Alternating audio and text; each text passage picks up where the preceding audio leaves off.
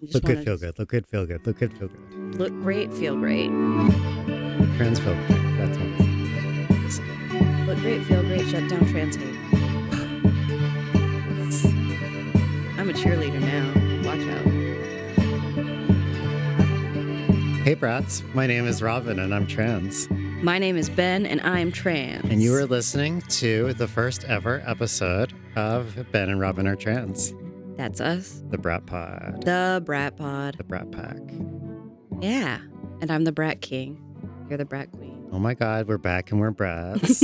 We're actually really excited about this one because Ben and I have literally already recorded, I think, like 3 months worth of content for you guys, because we've really wanted to like work something out that we really believe in, that we really want to share with the world before we unleash it upon everybody.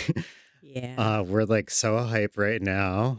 We're really excited to introduce this podcast that we've been working so hard on together with all of you. Yeah, and this is actually the second version of this.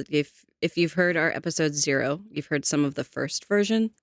But we wanted to kind of refresh it and make sure it really reflected how our vision has grown while we've been in the process of recording this.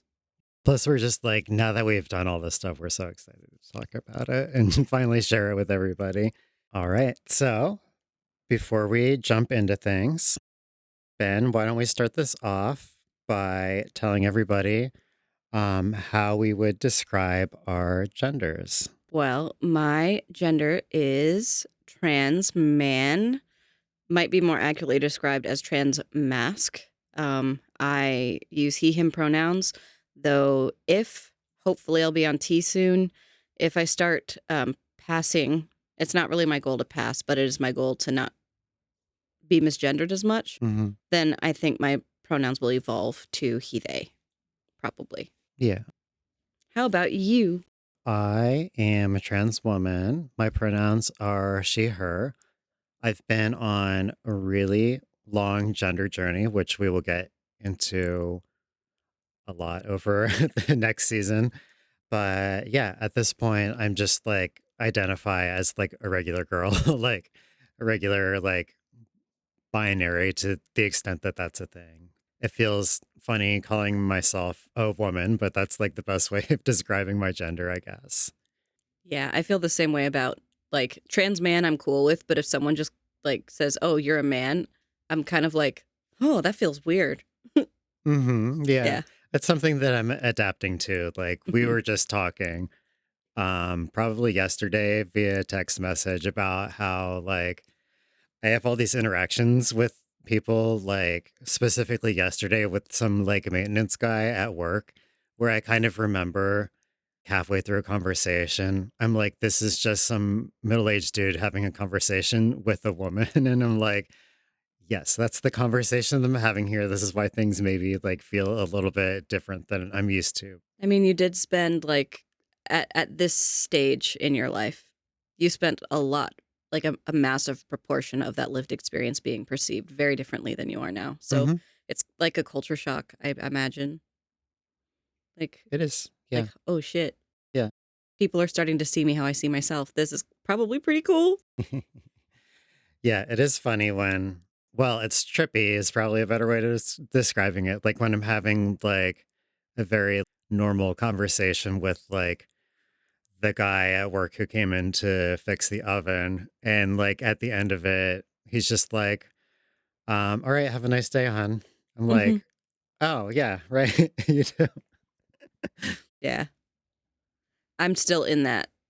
Obviously, if you're watching or listening, like I am still perceived very femme. So like I was on the phone the other day and someone just kept calling me sweetheart over and over again. And it was just like, oh yeah. So it's like the opposite trippiness.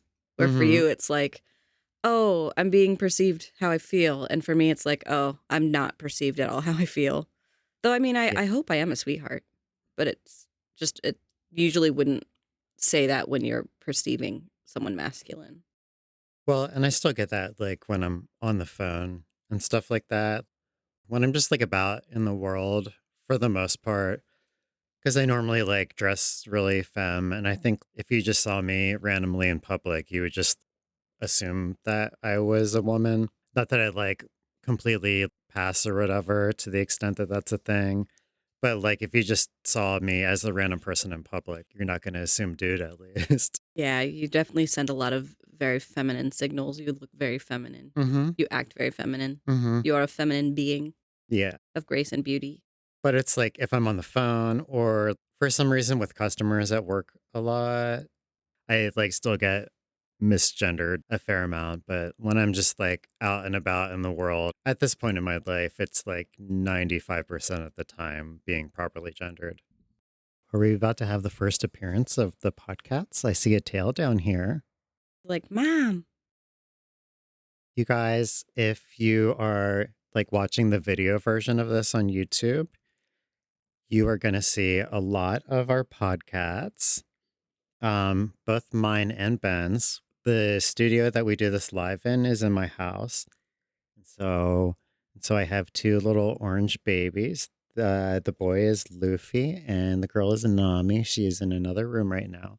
But there are whole episodes where Luffy will just be like laying right up here in between us for the whole time or like climbing over us and everything. Trying to eat wires, as is his. Though that's really more Nami's thing, to try to eat wires. Oh, yeah. She loves eating stuff. Yeah, if we do record remotely, then my cats will most likely make appearances. I know that my little tuxedo man, Stormy, at least his tail probably has been in a recording. And then Rogue, my little void Goral, she's a little more shy. Yeah. She's always around at my house. Luffy just closed the computer. Luffy is a menace to society, but he's very handsome. All right. Well, since this is our first time meeting all our beautiful listeners out there, we should introduce ourselves. First of all, Ben, do we want to tell everybody like how we met for the first time? We met carving pumpkins at Yes. your house. Mm-hmm. Because our friend group, we have like a annual transition. we have an annual transition. Everyone puts genders in a hat and picks them out, and you got to do that for the rest of the year. What do you want to transition to this year? That would be like if you're like gender fluid.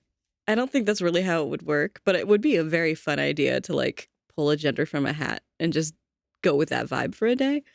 But I like This is like the Fox News like nightmare scenario. This is what they think we're actually doing. if I was more comfortable with like different presentations, I probably would try that out just to be like, what kind of affirming outfit could I come up with based on a prompt? Like Mm-hmm. today I went with fruit. Yeah, fruit for the fruit. Yeah. But anyway, our friend group, we have an annual tradition that we've been doing for like over a decade now, where we just like every October we get together and do fun pumpkin carving night. And so we've like been able to bring up a lot of new friends and partners and stuff in throughout the years. And very appropriately, the first time we met was when Ben and his husband Chris came to do the pumpkin carving with us. Yeah, because we have a mutual friend who's also my boss, Mm-hmm. but he's also like my best friend Yeah, because he's very cool. your best friend slash brother. He A great. is my biological brother. Like, Mm-hmm. because I don't actually have any biological family, he has taken the place of my siblings, and now Mm-hmm. you have two. Yeah. But like he's the guy that I can call if my husband's at work and I can't call him. And like, oh no, my car had an emergency, please help, because I'm useless with emergencies. I panic. So he's very good. He's very good. Yeah, we're building a really nice chosen family. Yeah. So the first time we met was actually very soon before I started transitioning. I think probably only like a few months. I'm not sure. I don't remember how like all the timing worked out and everything, but It was pretty soon. mm-hmm, Like I'd only seen you once before you like changed your name. mm-hmm. And you said like you found out just because soon after that, our friend Matt was just like, by the way, a new name. Yeah, New name, who dis? exactly. And I was just like, that makes perfect sense. That sounds great. Yeah. Like, And you wouldn't have said this at the time, but you probably were already like trans recognized as trans. soon as Like, I met you, I knew that there was something going on. But I think that, like, assigned male at birth people can be men and still have like long hair and still wear like tighter fitting clothes and still be men. So I was never gonna like bring it up because it would have still been valid. But like mm-hmm, in my mind, I was still pretty aware that it could be a possibility. You know what I mean? mm-hmm. I think at that point in my life too, like even though I wasn't out to everybody yet, I was out to my partner Aaron, my therapist, and just like a few people out there I was out to. But even though I wasn't like out to everybody, I had been dressing very femme for a long time at that point. I'm sure I was like had nail polish on I and think stuff you like did. that.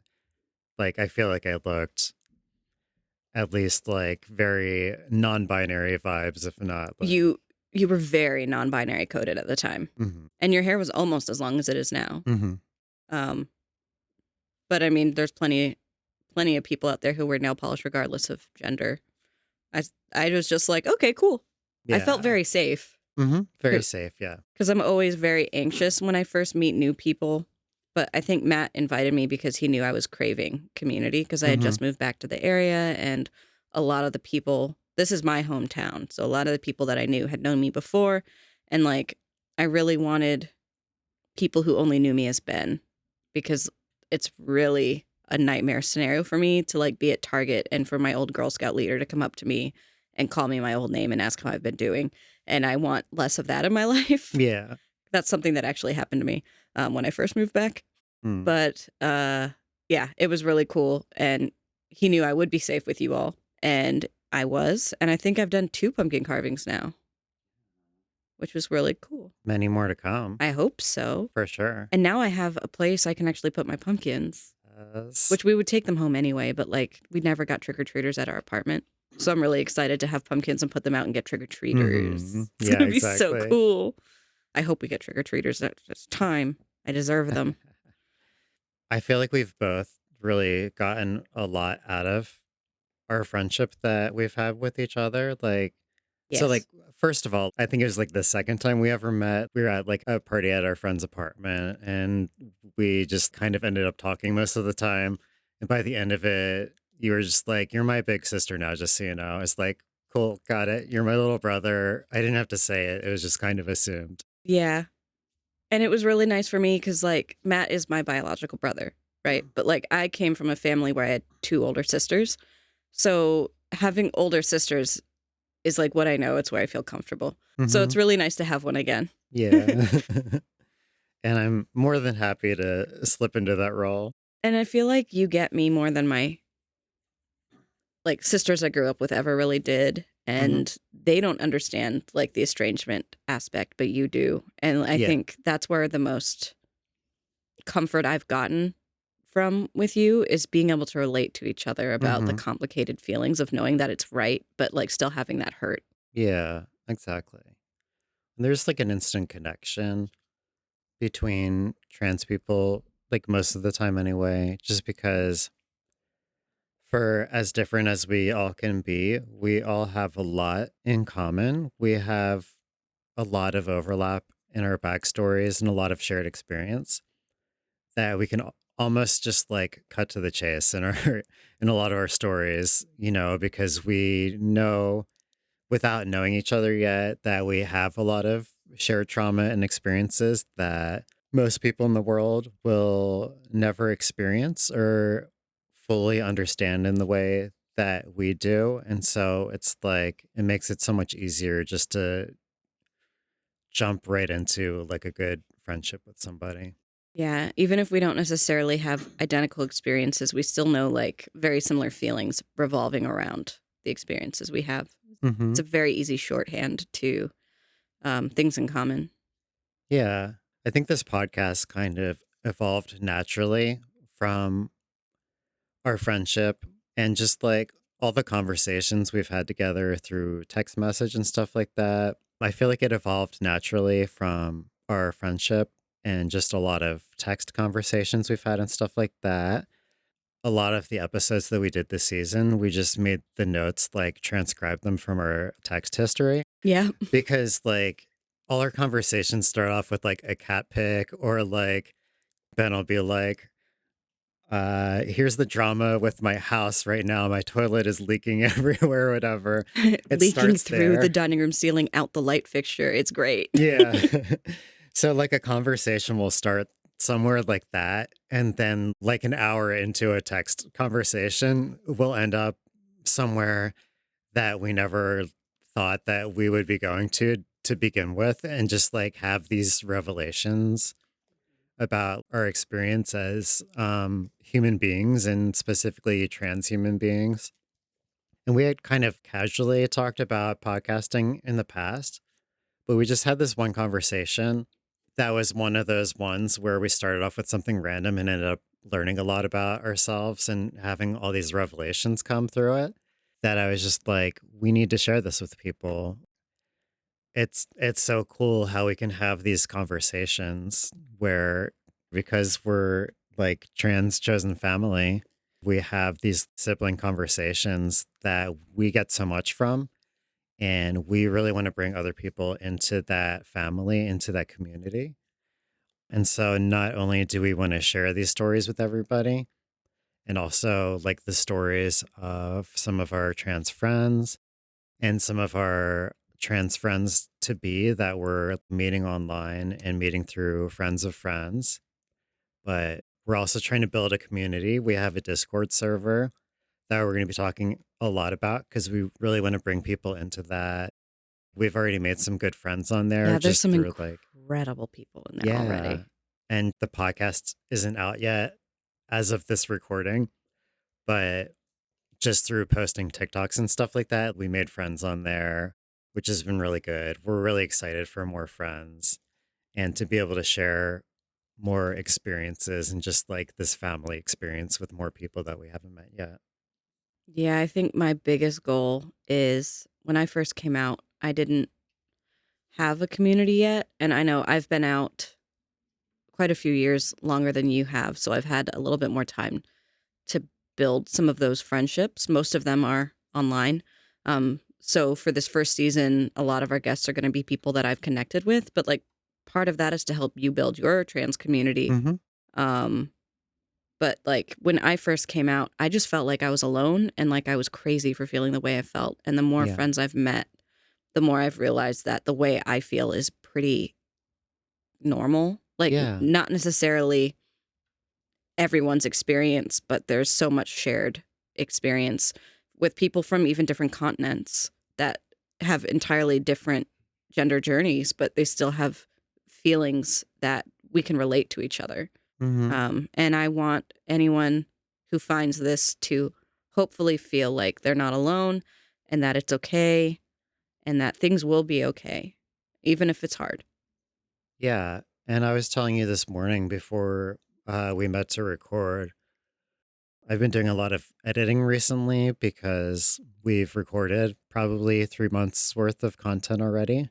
So I've been going through a lot of that, doing editing. I've been able to look back on that. And I've had all these uncertainties about like, is this interesting enough? Is this content that people want to hear and see and stuff like that? And then I woke up this morning to come back and record our first episode.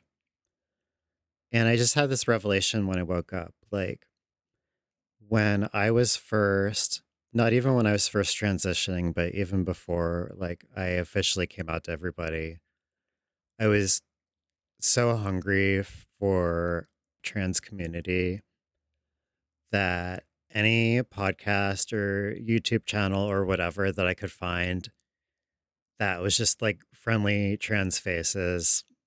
Um, I didn't care what the content and the content here is going to be really good, I promise. But like, I didn't care what people were talking about. I was hungry for that stuff. If I found just like friendly trans voices, I would listen to every episode just so I wouldn't feel so alone. Yeah, and I don't necessarily think that this is going to be for everyone, and that's okay. But the people who do feel connected to it, like it is for you. It's for you. Hmm. And if you want to share your story, let us know. Because we are trying to be the people that we needed when we were figuring ourselves out. Yeah. And I hope we're friendly. I try to be pretty friendly. I think I'm naturally pretty friendly. Sometimes I'm in a bad mood at jerks, but You're very friendly. oh, thanks. Yeah. So I think our first priority is building community with other like-minded trans people. And then like our secondary thing, I would say, is just visibility. So I had this conversation with my therapist when we were first getting to know each other. So I got kind of lucky and I got a therapist who has had a ton of clients who are trans people. It's like a virtual remote telehealth thing. But she lives in an area where she's like the only trans affirming practice like in the county. And so like one of my first questions was like, "Hey, have you had a lot of other trans clients?" She's like, "Yes, I have all of them Hmm. because nobody else is supporting them." And so I have all of the trans people in the county. And beyond. Exactly. Like, Not necessarily all of them beyond, but like and beyond. just a lot of people who need that Hmm. affirming voice. But she was, yeah. And she was telling me about how years ago, she, I don't know if this was in grad school or afterwards, but she was talking about how she had a trans person come in for her class and just tell stories about their experience as a trans person and not teach anything, but just like tell their stories. And she was like, what that person said has stuck with me ever since. And everybody else who was in that class, like we talked about it the rest of the semester because it was so powerful. Just some random trans person telling stories really stuck with people and left an impression. And like she ended up becoming a therapist who works with a lot of trans people. And I think we're not making a podcast just to be like an outreach to cis people or whatever. But I think there's just a huge need for visibility, like real trans visibility out there, not just like the iconic people like in pop culture and stuff like that. The Laverne Coxes of the world are like so wonderful and valuable, but we need more visibility for just regular everyday trans people just going about life. We really want to give a platform to voices who people wouldn't see or hear otherwise and get stories out that you're just not going to hear anywhere else.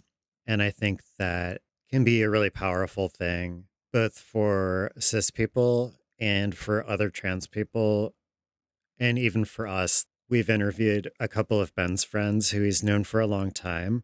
We were talking to Ben's friend Ari, and there were all these, who is wonderful, by the way, but there were all these stories that came out from our conversation with Ben's friend that he's known for a decade that Ben was like, I never knew this about you. Like, there's a lot of stuff in there that, like, we learned so much from people that we already knew Hmm. that we just never had these conversations with before. So we're also doing it selfishly because we want to get to know our own friends better and new friends. Yeah, I think when you're having conversations with friends, like on a really casual, like non podcast level, like the context really determines how personal into your backstory you get. And a lot of times things that are hard to talk about don't really come up.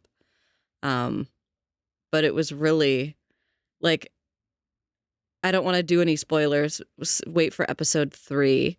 Um, there was aspects that Ari told me about that I knew, but then there was stuff that was just like, this sounds like it's a movie. Mm-hmm.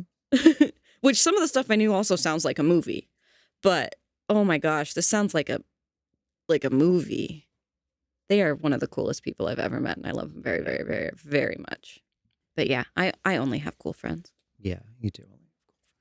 including you, including your wife, Oh, including our thanks. entire friend group. Yeah. They're all so cool, so kind. And hopefully they'll all be our listeners' friends by the end of this. um, so if you guys saw the title of this episode, Ben and Robin have dramatic backstories. We're gonna just get into at least the like TLDR version of our own backstories so we can introduce ourselves to everybody. But before we do that, at the beginning of every episode, we like to do what we're calling the trans moment of joy, which is just like a moment of affirmation or gender euphoria that we've experienced. Like we're trans people telling our trans stories, and there's a lot of good in there. It's always going to a little bit touch on some like trauma and some stuff that might be triggering for everybody just because we're telling our stories and there's a lot of like bad with the good and good with the bad, Mm-hmm. but we want to make sure we always start with something that's like really encouraging and positive. We promise the content that comes from our conversations will always be good. Like I said before, all our conversations start with something silly, get a little bit traumatic, and then end with something that neither of us ever thought we were going to talk about until like we started having a conversation, both in our real lives and in every episode we've recorded so far. Yeah. But we always try to start with something positive and encouraging. There will be trigger warnings for every episode in the episode notes, just so you know what you're getting into if you want to check on that first. It is always okay to like press the pause button or skip forward, or maybe just say, this one's not for me and skip to the next episode or whatever. But there's always going to be something like nice and encouraging at the beginning of the episode for you guys. Yeah. We want to do it at the beginning because sometimes the heavy stuff, it's heavy, but it's also important, and we don't want it to feel cheapened. Mm-hmm. But so start off on a good note, and Yeah. yeah, we have a planned topic for every episode, but sometimes the ending is not really on topic because that's just where it went. And you The know what? ending is never on topic. That's just how it's going to be. Yeah. And we both have ADHD. So tangents are our style. Yes. Our neuros only diverge. Yes. Well, I guess I can lead it off because I have a fun one at least. I like yours. Yeah. This weekend, I got to do like a fun weekend trip. I like went into the city for the weekend with my partner Erin and her sister, who we love, and her sister's partner. It was like a combined anniversary slash birthday event. I mean, we had a lot of fun. One thing that we did was we went to a comedy show. Erin and I have been to a lot of comedy shows. Erin's sister is literally a comedian. She's been doing a lot of shows recently. We're very proud of her. All that to say, we've learned from our experiences never sit in the front row of a comedy show because you will get picked on the whole time. We accidentally ended up in the front row of this, and we were all really nervous about where it was going to go. Fortunately, there was an asshole to the left of me the whole time who like took most of the heat. The headliner did talk to us a little bit and like talked to Erin first, and she was like, "I'm a teacher. This is our anniversary. We're doing a party." Like, gave the basic rundown. Every time she tells people that she's a teacher, the comedian's like, "That's too cute. I can't make fun of you." But later in the show, he was talking about everybody in the audience and he's like, "And we got the teacher and her hot wife over there." And just like, I was worried that I was going to get like some kind of like weird comment for being a trans person or whatever. But mostly I was just identified as like just the hot wife of somebody else, which is like maybe a little bit misogynistic, but it felt nice. And I'll say the same thing I said in Discord. I have a minor correction. You are the hot teacher's hot wife. You are correct. Yes. Because you two are a power couple and Power you are couple. both beautiful. And I said so, so that's what's correct. Because I'm always right, except when I'm wrong. But this time I'm not. That's beautiful. Because, yeah, it could have gone a lot of different ways. And that was probably terrifying. But it ended up being really affirming, if a bit misogynistic. I think it meant more to me because I was nervous. I'm always a little bit nervous just about being a trans person in public. Specifically, going into the show, like when we found out we had to sit in the front, I was like, this could go a lot of ways. I was kind of nervous about what was going to happen. It was a relief. Hmm. And it sounds like it was a good show. Yeah, it was fun. It's very hot. Uh, Very hot this summer. welcome to East Coast summer. Yeah. Oh, especially this year. It's a rough. But you know who else was hot?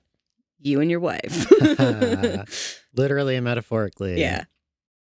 But yeah, we're going to do these moments of joy every episode. Normally, earlier in the episode, we have a lot to introduce this time because we're brand new here. We're going to do these at the beginning of every episode. It's not just going to be Ben and my stories, though. First of all, on our Discord, we have a little section called Trans Moments of Joy, where a lot of our friends and ourselves have been posting just like nice moments of trans euphoria that happened to us. So jump on the Discord, put your moments of joy in there. We will definitely be sharing some of them, not without your consent. Yeah. If we see one that we really want to share, we'll be like, hey, is it cool if we share your story? And then also like, do you want us to share your name or do you want to be anonymous or whatever? So that's a good venue for that. Also, if you're watching on YouTube, get in the comments, leave your moments of joy, whether or not you want them shared, just like, let's get our happy stories out for everybody because we all need encouragement. And then also, if you're feeling like really brave and social, in the episode notes, there's going to be a link every week to leave an audio message. So if you ever want your own voice on the show, like telling your story, that's always an option. Just jump in there and share your moment of joy, and we would be really happy to get your voice on the podcast. Please make sure to include your pronouns if you have them. That Mm-hmm. way, when we react, we are affirming Mm-hmm.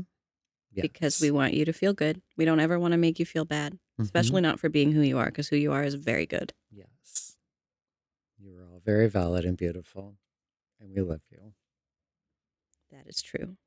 All right. So that brings us to our official topic of the week, which is Ben and my dramatic backstories.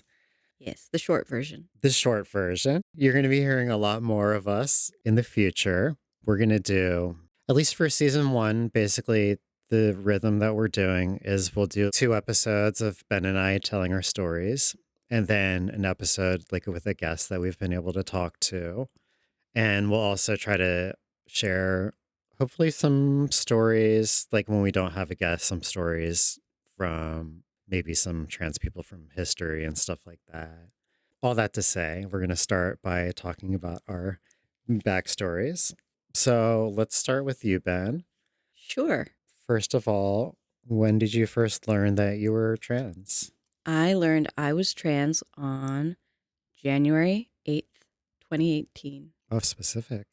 It also happened to be the day of a close, well, an adopted grandparent's death. Hmm. Um, so it's pretty easy to remember. Yeah. Um, but I was like sitting in my car, got the text that he had passed, and he was very, very, very old and had been very sick. So it was not that unexpected, but I was kind of like emotional.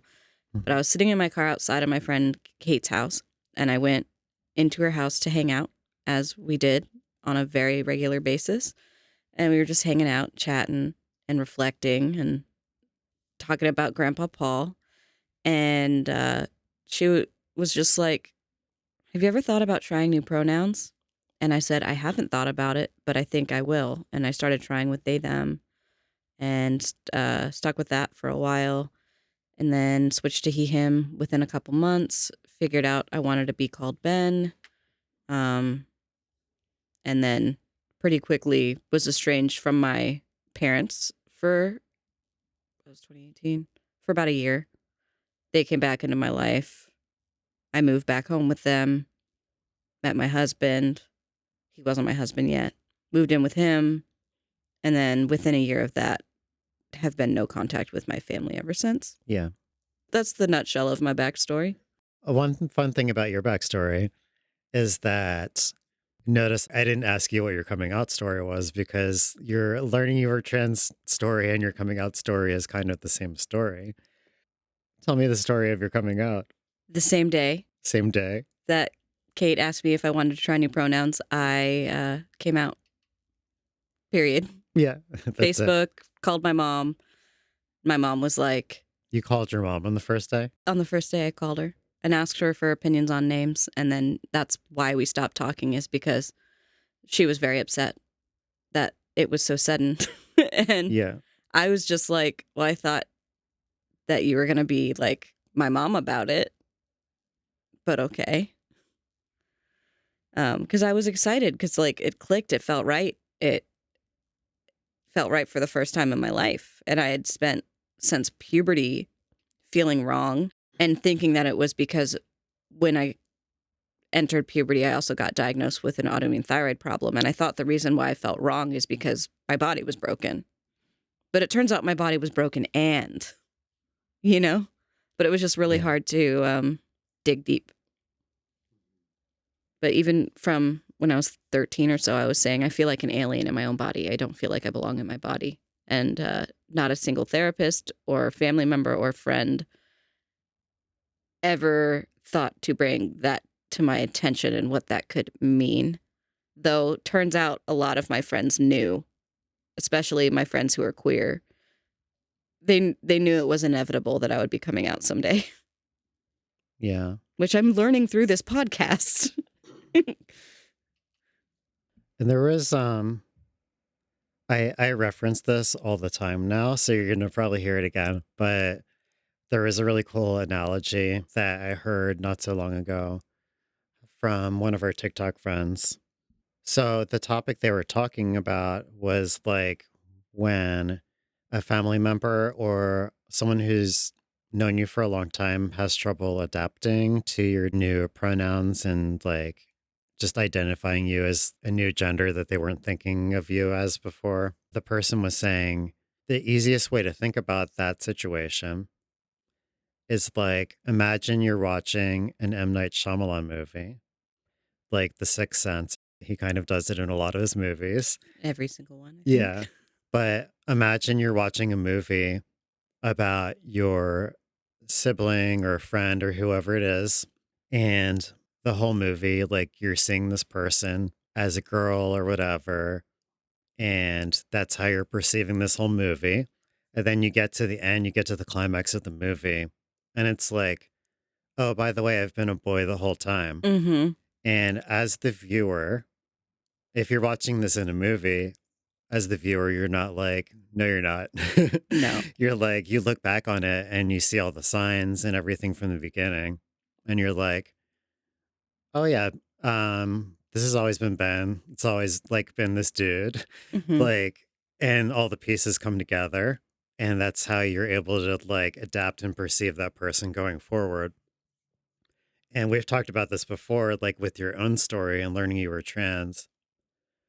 Once you had that like moment of revelation, like, oh yeah, I'm trans, you started looking back at all the past scenes from your life and seeing them in the same way. Like, all this is starting to make sense It now. Like, all makes you sense. go back and like all of your stories from childhood are trans stories. Every single one. Especially the fact that starting from about 6th grade, I was insisting that everyone in my life call me Fred. That is one of the biggest ones. And my family had started calling me Fred, like, when I was a toddler. But, like, at a certain point, I was just like, no, I prefer Fred to that old name. I'm Fred. Everyone used to call me Fred, which just makes me laugh because like my 7th and 8th grade boyfriend had dog tags that said Fred, and he would wear them, and people would be like, "Are you gay?" And he was like, "No." Turns out that relationship was a little gay. Whether he knows it now or not, I don't know. That was 20 years ago, 20 something years ago, but And then your parents are like, there were never any signs. never. Not me trying to join the Boy Scouts. not not me hating the Girl Scouts. Not me hating wearing a bathing suit and wanting men's swim trunks. Uh, none of it. None of it was signs. Not at all. Yeah.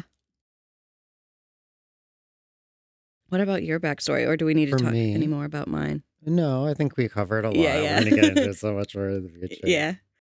I kind of have two coming out stories, but I guess my first story from childhood is both like a realizing I was trans and like I don't know if I came out or was outed at the time. Like I was a child. It was a long time ago. Not so long ago, actually, a friend of mine was asking me about, she's just like, what were your earliest like awakening memories from when you were a kid? And I forget what my first response was when she asked me that. But then, like, I thought about it later that day and I came back to her. I was looking back on my old memories and I realized that all of my first memories are actually trans memories. Hmm.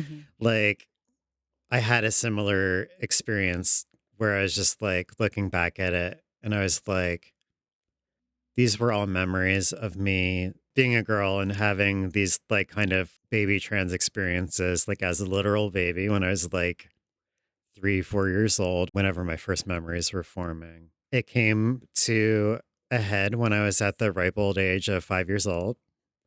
I remember it was my first day of kindergarten, and it was a really enlightening experience because, you know, I'm sure still to this day, but definitely back then, like school was very gender segregated in a lot of ways. And there were so many moments where it's like, all the boys are going to play with this over here, all the girls are going to play with that over there. Through that experience, like in that one day, something connected in me. And I was like, oh, I feel like I'm just like one of the girls or whatever. It's not necessarily the language that I would have used at the time because I was a kid and I didn't know anything about trans people at all until much later in life, aside from my own experiences. But I did kind of have that revelation in that moment. And I remember coming home that day and just being really excited that I was able to discover myself and learn these things about myself and wanting to experiment with my hair and clothes and stuff like that. And like, it was a really exciting moment for me at first. My parents weren't fans of it. And I'm just going to say I don't remember much of my childhood after that day.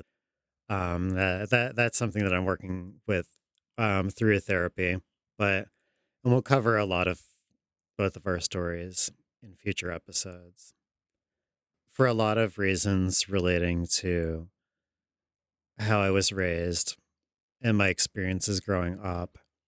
I had a lot of trauma around that. So at this point in my life, after doing a lot of therapy and just like going through transition and like coming to terms with a lot of things, one thing that I've learned about myself is that my experiences as being trans, when it comes to just my gendered experiences as a kid, none of my trauma is from that. All of my trauma is just from how the adults in my life reacted to me being trans. Yeah.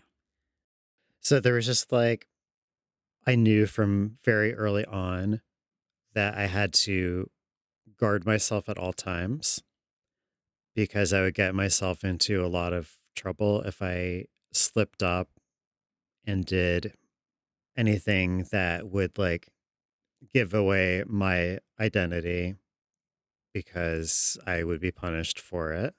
And so it was still like very much a part of my experience and identity. Like for all of growing up, like I always would want to experiment with stuff, like with clothes and whatnot. So I always did it, but I always like tried to be really stealthy and stuff like that. And, but I just had this like very deep gut level fear about being caught at all times. And it was a valid fear. Is a valid fear. Yeah. It's, some people are raised in an environment where they are more free to experiment and express, but that was not your story. Hmm. And like skipping forward to when I was probably like 10, 11 years old. I don't remember the exact age, but there was a point when my older sister was like probably 15, 16 or something like that. She kind of like got kicked out of the house by my parents. And I didn't really understand why at the time. Don't fully understand why now, but especially like as a kid, like it didn't make any sense to me. All I knew was that that was something that my family was capable of doing. It's just like getting rid of a kid. Like now Which you at don't live with us, you're out of the family. that age is breaking the law. It's all yeah, it's also breaking the law. Yeah.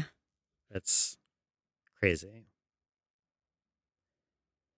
I'm not going to get into all of it at this point, but let's just say we're beyond the statute of limitations in the state of Pennsylvania. So there's not a lot that can be done legally at this point in our lives now that we're processing this stuff as an adult, as adults.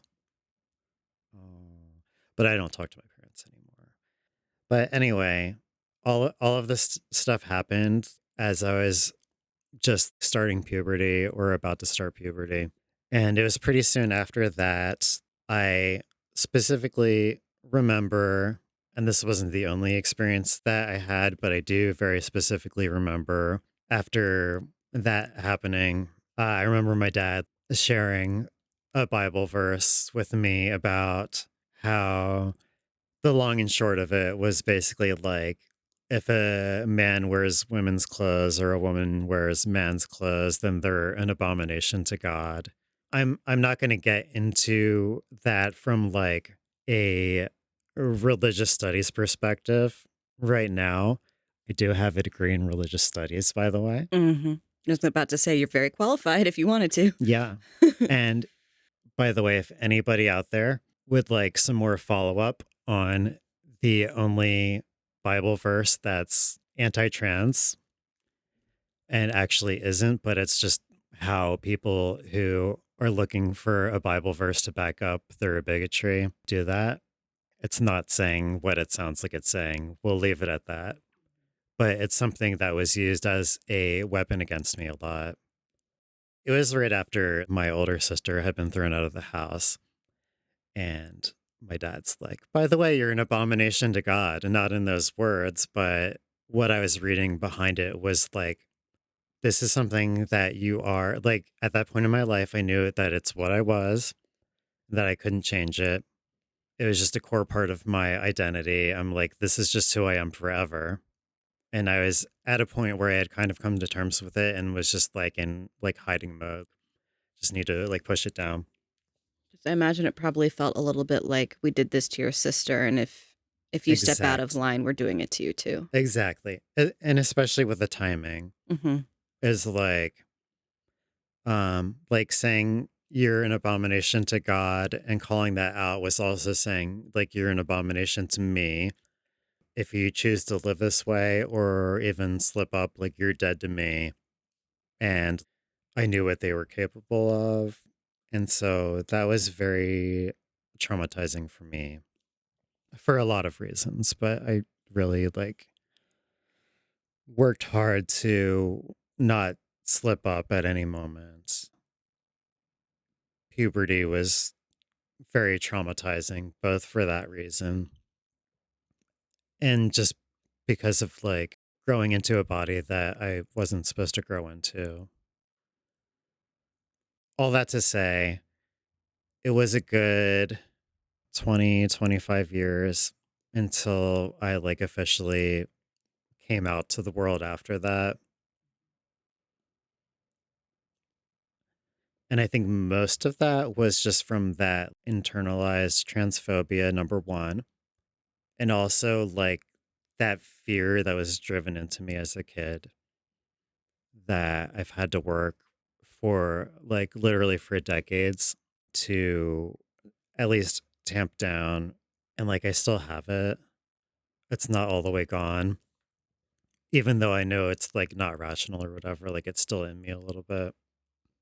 But anyway, my partner Aaron and I, we met in college and we got married soon after. By the time I ended up coming out to her, and coming out to her was like a years long process really, because it was just kind of like me slowly slipping my foot out of the closet door, Hmm. just incrementally. But it's a process that I didn't even start until we were like married for over a decade.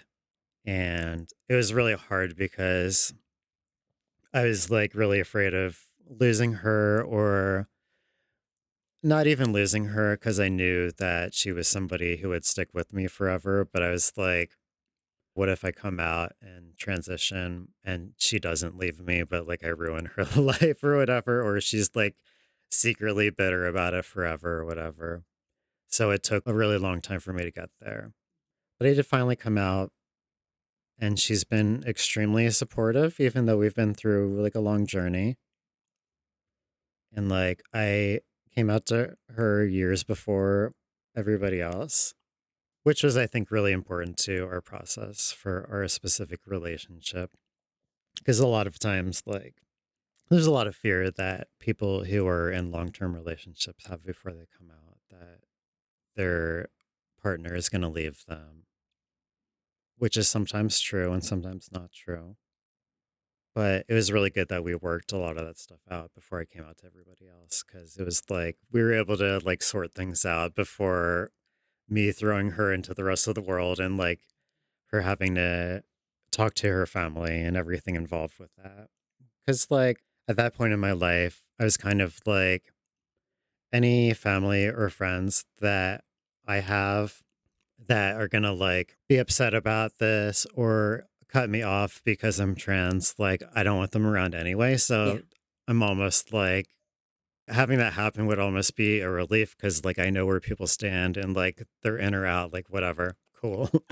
But I didn't want to like mess with her family, which is they're really close. Her family's really important to her.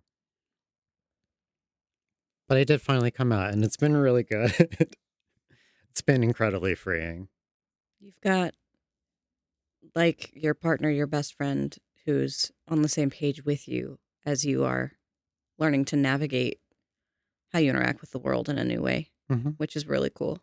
Yeah, It's really cute. I ended up, we already recorded the episode about our partners, and I like cried about how cute those two are. I know.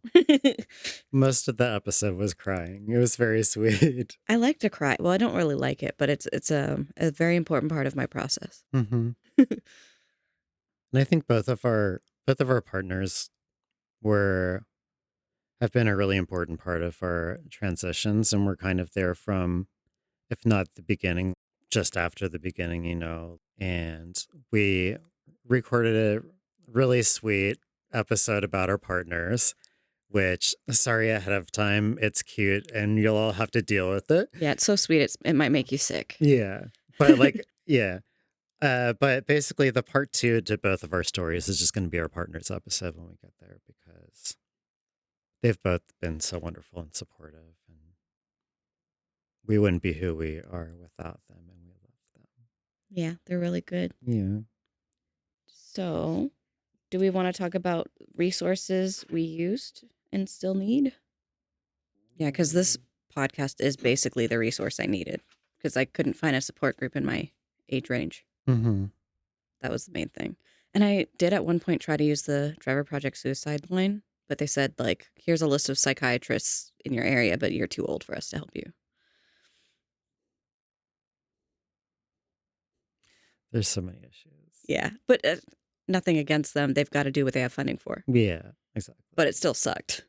Doing this podcast and also just like being in a headspace where we're talking a lot about being trans and trans issues and everything is just like highlighting in my mind places where there's needs that I like want to be able to help out. And like I have a huge mental list of resources that I want to be able to like build for people.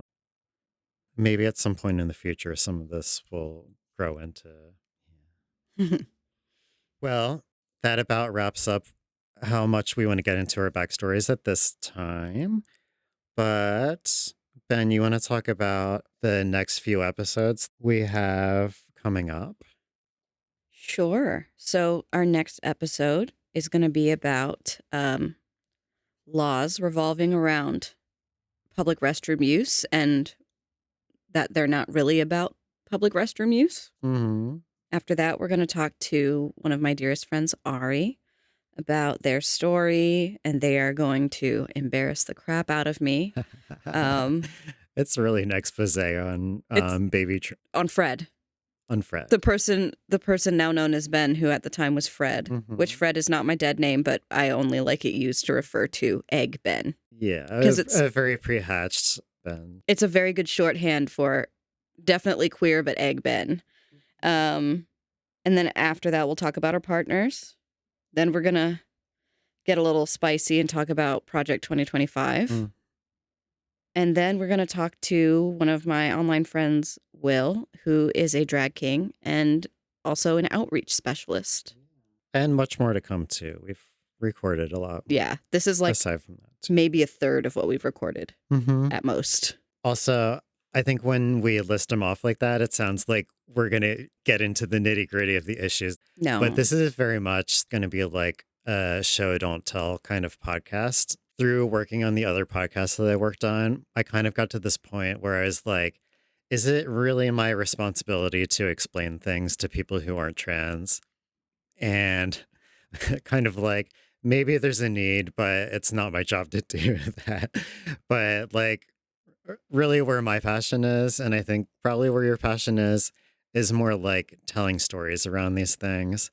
Yeah. So we're going to be getting into a lot of topical stuff that matters to the community, but it's more going to be like, it's how we feel about it. We're not experts, but it's how we feel about it. Yeah. Like, at the moment that we record it. Yeah. All these laws that people are trying to pass. It's like, how has this already affected you? And how could this affect you in the future? So we want to really just like share some stories about these things and just show that it's not just about like facts and figures. All that stuff translates to a real lived experience for all of us. Though if anyone is an expert on anything we talk about and has more to add, please let us know. Yes. Because I love learning. We really do, yeah. And the final thing that we want to say is we've had some really good guests so far and some more that we have planned for the future. But we really want to meet more people. If you would be interested in sharing your stories or talking about something that you're passionate about and want to be on the show, please let us know. Contact us either through our Discord or through like the YouTube comments section. We will have all of our contact information like in the show notes, all of our socials, the link to the Discord and everything. All of our resources are completely free and open to everybody. I know that was like an issue for me when I was first transitioning. There's so many good resources out there that were paywalled or just a lot of barriers to entry. But we're really committed to providing resources that just anybody can get in and access without any gatekeeping. Yeah, and if anyone is doing anything really cool in their community and they want us to try to help spread the word, we're hoping to build a nice community out there. So if you've got like an event, you want us to just poke our little friends about it. Well, not little friends, friends of all shapes and sizes. We will spread the word for you. We are here to get your voices out, to get your experiences out, to platform trans people who don't have a platform, and to build that community. So come along with us.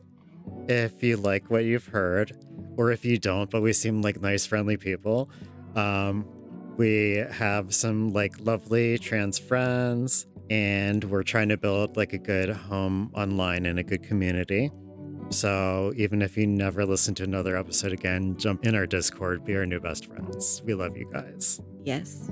All right. Well, thus ends the first ever Brat Pod episode. I have been Robin. I am trans. I have been Ben. I've been Ben. And Ben I'm Ben. trans as hell. This has been Ben and Robin are trans. We will see you guys very soon. We will be releasing these for the foreseeable future every Tuesday morning. They are already packaged and ready to go. So for a little bit, at least, you can count on that. So we will see you guys on Tuesday. Bye, brats. Bye, everybody. Brats out. Brats out.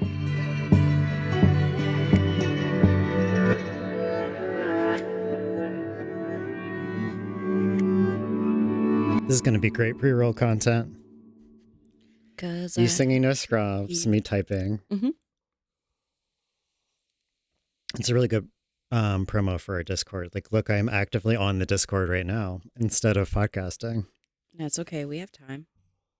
We still have... Get your trans asses in the Discord.